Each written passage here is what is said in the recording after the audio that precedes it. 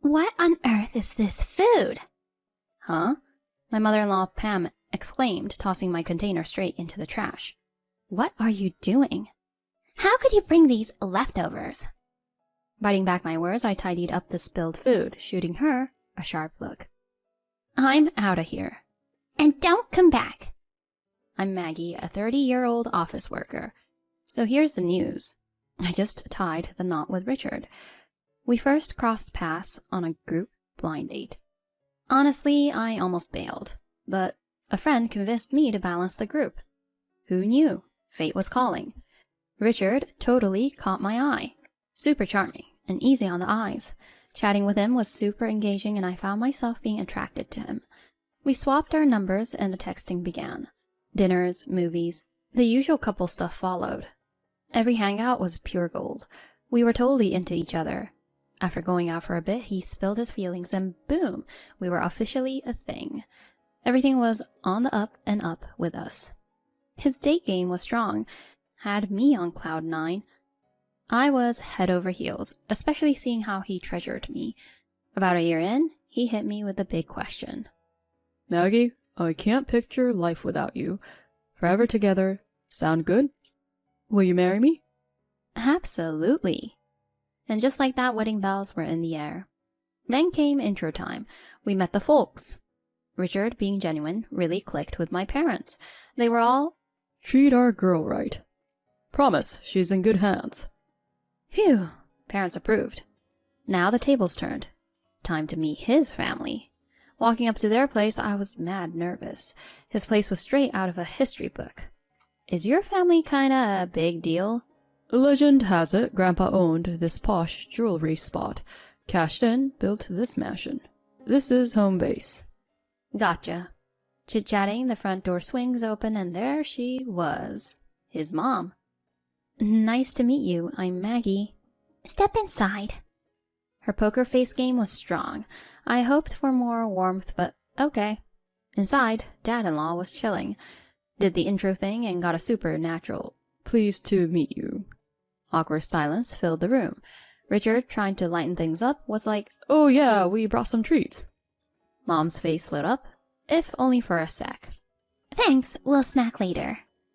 I mean, I expected tea time now, but okay. Is she not feeling me? She just took the gift and sat there. Come to think of it, they didn't give me anything. No coffee or cookies. I felt a bit of that cold shoulder.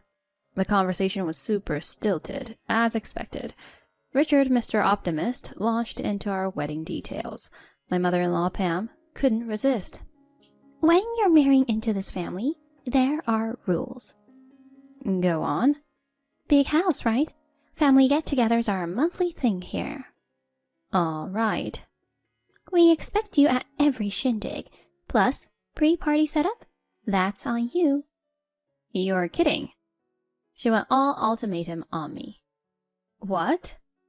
I glanced at Richard. He tried to soften it. It's kinda how we roll. Hope you get it. I really want this to work, but monthly family bashes sound daunting. Is this even a good idea? Doubts were creeping in. This might be over your head. It's a high society thing. Her smirk? Ugh. Felt like she was looking down on my family. Not cool at all. It's all good. I hope to get along with the family. She looked thrown off. Great, I'm eager to see. Her eyes were just as fiery as mine, and that wrapped that day. Later, the whole family jam happened. Pam was still talking sarcastically. After my folks asked me if I was sure about marrying Richard and into his family. I totally got where my parents were coming from, but I was smitten with him at that point. Plus, I felt that backing out would be letting my mother-in-law win, so the thought of canceling the wedding didn't even cross my mind. We had our beautiful wedding, jetted off on our honeymoon, and started our married life. About a fortnight later, we had one of those family gatherings Pam had talked about. We decided to give it a shot.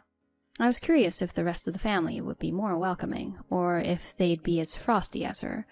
Stepping into their home, there she was, seemingly waiting just for me. Took you long enough. Hurry up and get ready, she said, her face as cold as ice, and steered me into the kitchen. I slipped on an apron, and she said, You're on food duty for 20 today. I thought to myself, are you kidding? Why such a big get-together outside of holidays? Cooking under her watchful eye was daunting.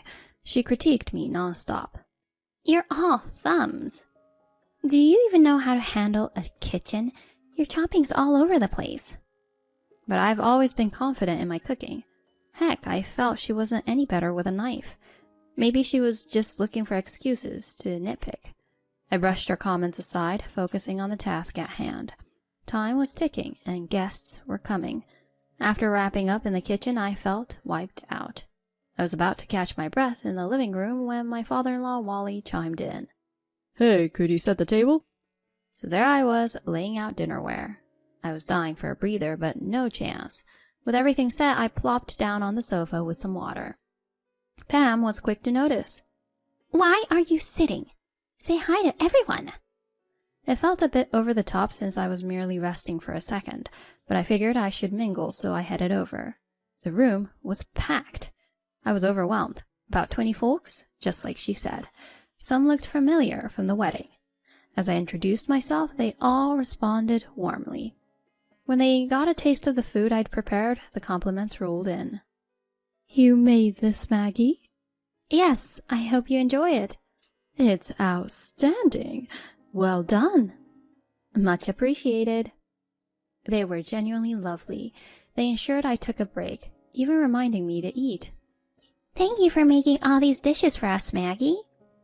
Their thanks was heartwarming, but in the middle of a conversation, Pam beckoned. Why are you lazing around? She quipped. I'm not. I was just mingling. You should be serving, not chatting. I'll do the talking. What? It felt like she was purposely sidelining me. My brief bonding time with the family was all I got. She kept me running errands the whole party. And the post-party cleanup? A total nightmare. She barked orders, but didn't lift a finger. With Richard and his dad out cold from too much booze, the cleaning was all on me. Once done, she said, Nice work. You can head out now. And shooed me away. My husband was out cold, and she sent me home by myself. I left utterly drained and miffed. Her behavior was one thing, but my husband's indifference? That stung. He seemed to have had a blast, oblivious to everything. I felt alone, realizing he wasn't my ally. The next afternoon, he finally showed up. Why'd you bail last night, Maggie? What'd you mean? Your mom sent me packing. That doesn't sound like my mom, he said, clearly taken aback. Well, she did. She's been riding me since the party prep started. His face went from disbelief to anger as I filled him in. Enough with the lies. Why do you keep lying like this? Have you lost your mind from drinking too much? Honestly, I was dumbfounded. I never imagined he'd trust his mom so much more than me. Even with his parents' previous antics, I held on to the hope that he'd back me up. But that hope vanished quickly. From that point on, I started having doubts about him. I questioned whether we could keep going like this. We were newlyweds after all, just about half a month in. I figured I'd give it a year, if only for the sake of the folks who celebrated with us at the wedding. With that resolution, I kept going with our marriage. He tends to bounce back after blowing up, so thankfully everyday life wasn't like walking on pins and needles. A month later, another gathering at the in-laws loomed. Prepping myself, I made my way there, curious about how many I'd be cooking for this time. I greeted. Good morning, Pam. Come to the kitchen right away. Per usual, she was straight to the point. Donning my apron in the kitchen, I noted fewer ingredients. Asking how many guests to expect, she responded dismissively. 7. Just 7? Got a problem with that? No. I was taken aback. Last time it had been way more, but 7 felt doable. With that mindset, I began. Yet, like clockwork, she found flaws with every move. With fewer attendees, I hoped to actually enjoy the gathering. But the opposite happened. Pam, now able to monitor me more closely, kept me on a tight leash, denying me any downtime. It was draining, even more so than last time. And my husband? He just immersed himself in food and had fun, leaving me to tend for myself. Post-party, the men crashed, and Pam, lounging on the sofa, ordered me to handle the mess. More beat than before, she had me out the door soon after with a snarky, "Strangers can't stay overnight here. Only family can. So you better leave." Honestly, I was ready to leave. Dead tired, I hailed a cab, went home, and crashed. The next day, my husband strolled in, grumbling. "You're so selfish. How could you just bail on the family?" I was dumbfounded. Your mom literally told me I'm not family and sent me home. But this only made him angrier. "Why the lies? I can't believe you'd stoop this low." His words stung. I told myself I couldn't handle another episode like this.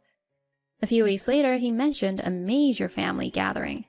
"Too much cooking for one morning at my folks. Maggie, they want some dishes prepped in advance." I begrudgingly agreed, thinking it'd just cause more issues if I declined. After a full day of cooking, I packed everything up. Cooking from home spared me any nagging from my mother-in-law. I got to their place early, prepping for the 50 expected guests. Once all arrived, Pam announced, "Thank you for coming. The meal will be out shortly. Enjoy some drinks in the meantime." She seemed to revel in playing hostess. She signaled me for the food. As I started unpacking the dishes to transfer them, she exclaimed, "What on earth is this?" "What do you mean?" "There's quiche, fried chicken, the dishes you asked for." "Who'd eat such mundane food?"